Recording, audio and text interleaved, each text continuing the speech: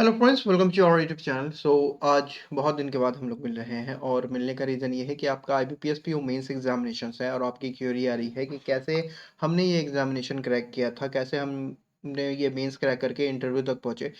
Okay, IBPS PO mains 3 interview अब तक हम दिया है आपको पीओ मेंस का।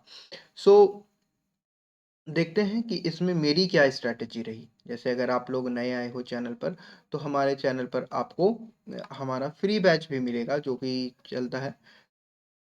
यहाँ पे हमने चलाया था आईबीपीएस पीओ मेंस के लिए। चलिए, मेंस का एक अलग प्लेलिस्ट है, प्रीलिम्स का एक अलग प्लेलिस्ट है। तो अगर आप पहली बार आए हैं चैनल पर तो चैनल को ज़रूर से चेकआउट करना। देखो, आज जो हम बात करेंगे ना कि ये एग्ज़ामिनेशन जो है आपसे क्या डिमांड करता है। मेंस एग्ज़ामिनेशन में आपको नॉलेज होगा, ठीक है? लेकिन आप नॉलेज रहने के साथ-साथ आपको पेशेंस का भी खेल है। आप नॉलेज है, लेकिन हो सकता है ऐसा कि आप इस एग्ज़ामिनेशन को क्रैक नहीं कर पाएँ।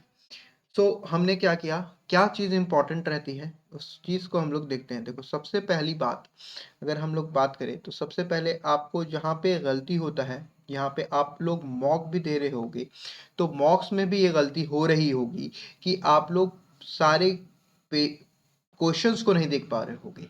Okay, whole paper whole paper examinations में आपको जो सारे क्वेश्चंस आ रहे हैं, रीजनिंग, क्वांट, इंग्लिश, आपको ये सारे जो क्वेश्चंस आएंगे, ठीक है, करंट अफेयर्स, चलो इसमें तो आप सारे क्वेश्चंस देख लोगे। इन सभी में आपको सभी क्वेश्चंस देखना है, होल पेपर।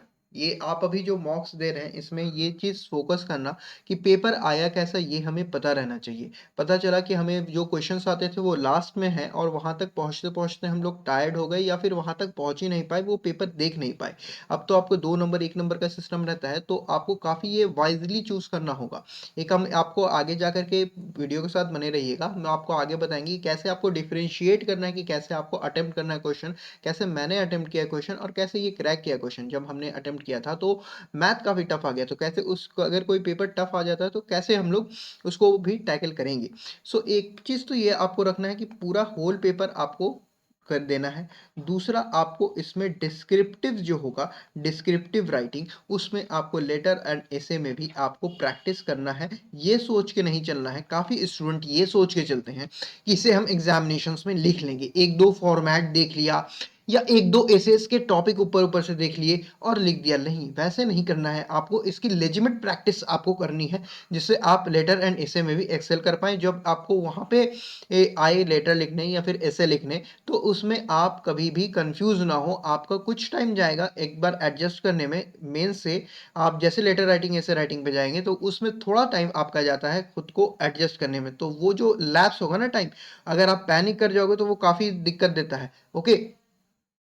इस बारे में आप लोग काफ़ी अच्छे से प्रिपेयर कीजिएगा। स्पेस बार की बार-बार दबाइएगा तो नहीं होगा, एक बार स्पेस की दबाइएगा तो एक ही बार लेता है। तो ये सब आपको पता रहना चाहिए डिस्क्रिप्टिव राइटिंग में। क्वेश्चन वहाँ पे लिखना है कि नहीं लिखना है, क्वेश्चन नंबर 1 का आंसर दे रहे हैं, 2 का आंसर दे रहे हैं। इस टाइप से आपको वहाँ पे इंस्ट्रक्शंस अच्छे से पढ़ने होंगे।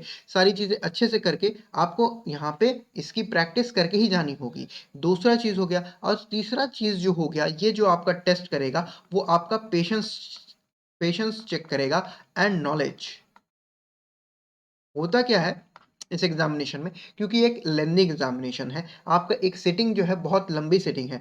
आप इस एग्जामिनेशंस में एग्जॉस्ट हो जाएंगे अगर आपने पहले से अपनी लंबी सिटिंग की प्रैक्टिस नहीं की है। अगर लंबी सिटिंग की प्रैक्टिस कैसे होगी, एक मॉक दीजिए और उसको पूरा लास्ट तक खत्म कीजिए। एक इजी लेवल मॉक दीजिएगा, टफ लेवल मॉक मत दीजिएगा।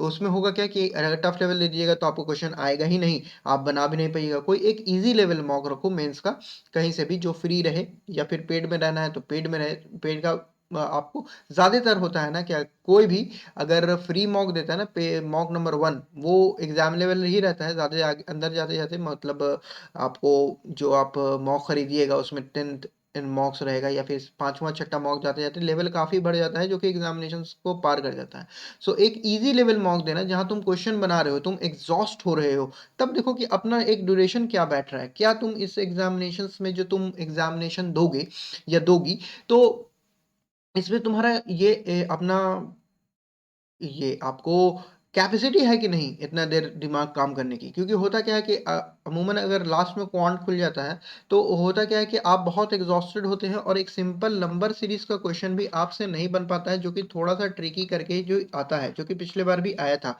सो अगर आप ये नंबर सीरीज़ छोड़ कर के आ जाइएगा, तो आपको ये आपका सिलेक्शन जो है ना, अभी आप सिलेक्शन से एक-एक मार्क्स आपके लिए काफ़ी इम्पोर्टेंट है। सो इस सिलेक्शन से आपको दूर कर देगा। सो एक चीज़ तो ये आ गया, आपको पेशेंस के साथ काम लेना है, एक आपको ड्राइंग ये आपको ये डिस्क्रिप्टिव की राइटिंग अच्छे से करनी है, एक होल पेपर करना है। अब इसको अटेम्प्ट कैसे करना है? देखो मैं क्या स्ट्रैटेजी करता हूँ कि मैं जैसे ईज़ी, मीडियम एंड टफ।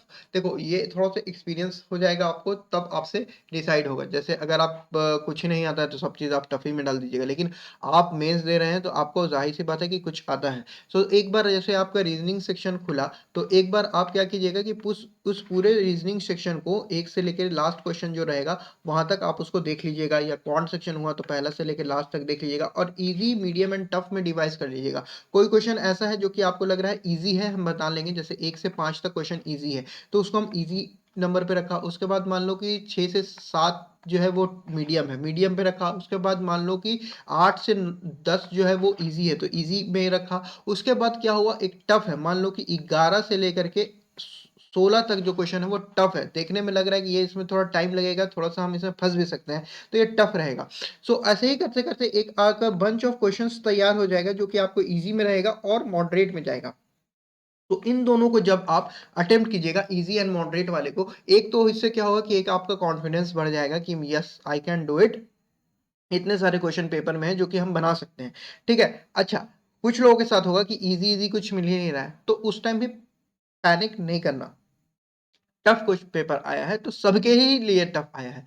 तो उस टाइम धीरज रखना, कुछ नहीं अपना आप तुक्का मारना नहीं चालू करना। ईज़ी आराम से फिर पेपर खोलोगे ना, हर पेपर में ईज़ी क्वेश्चंस होता ही होता है, क्योंकि ये आप मॉक नहीं दे रहे हैं और ये एग्ज़ामिनेशंस आपको सेलेक्ट करने के लिए होता है, आपको रिजेक्ट करने के लिए नहीं होता है। सो ईज़ी पार्ट आपको मिलेगा ही मिलेगा, आप अपना आराम से खोजना, और ये अगर टेक्निक आप इस्तेमाल करोगे ना, तो आपके अटेम्प्ट भी ज़्यादा होंगे, आप पैनिक भी नहीं करोगे, और पैनिक नहीं करोगे तो एक्यूरेसी भी आपकी ज़्यादा होगी और आपके सिलेक्शंस के चांसेस भी ज़्यादा होंगे। सो ये कुछ-कुछ हम मोटी मोटी बातें आपके साथ शेयर किया है, जो कि आप मेंस एग्ज़ामिनेशन में दीजिएगा, तो उसको ये सारी बातें ज़हन में रखिएगा, और कुछ टाइम है अभी आपके पास, तो इन सारी चीज़ों को आप प्रैक्टिस भी कर सकते हैं।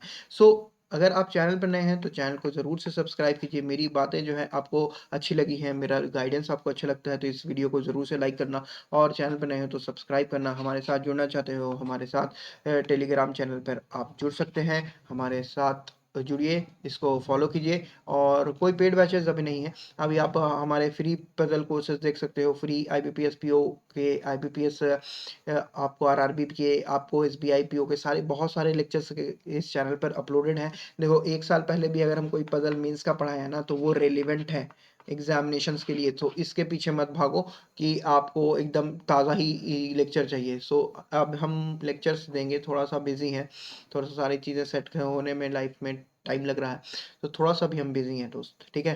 तो थोड़ा-सा साथ दे दो आप लोग, और चैनल पर नए हो तो चैनल को सब्सक्राइब कर लो। हम लोग फिर मिलेंगे नेक्स्ट वीडियो के साथ। हम लोग 5000 सब्सक्राइबर की तरफ बहुत तेज़ी से बढ़ रहे थे, लेकिन कुछ वजह से हम लोग चैनल पे वीडियोज़ नहीं दे पा रहे थे।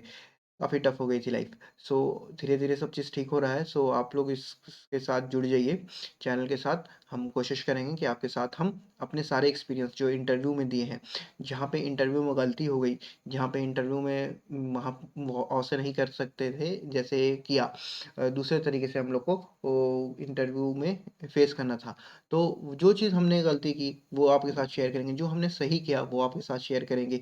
देखो, हमके साथ जुड़े रहोगे तो हम अपना सारा एक्सपीरियंस आपको दे देंगे, जो कि आपको हमने काफ़ी सारे पेड बैचेज़ भी किए, पेड बैचेज़ लिए भी, तो जितनी एक्सपीरियंस है हमारी आपके साथ शेयर कर देंगे धीरे-धीरे। सो चैनल के साथ ज़रूर जुड़े रहिए, फिर मिलेंगे नेक्स्ट वीडियो के साथ। All the best for your upcoming examinations.